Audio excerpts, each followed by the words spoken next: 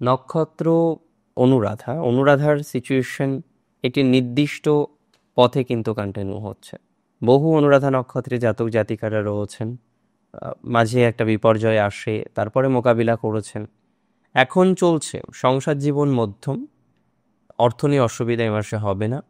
Loan নেওয়া আছে যারা বা এই ধরনের বিষয়বস্তুতে যারা যুক্ত, তাদের সেই লোনের জায়গা থেকে, নেগেটিভ জায়গা থেকে ধীরে ধীরে পজিটিভিটির ভাইবস আসবে, এটুকু বলতে পারি।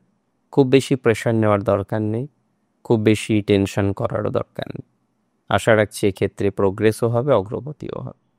মাথায় রাখুন, যাদের ধীরে ধীরে নিজের মনটাকে কন্ট্রোল করা যায়, অনুরাধার জ্যেষ্ঠ কোনো মানুষ, সেটা ভ্রাতা হতে পারে, দিদি হতে পারে, সাবধানে থাকতে হবে।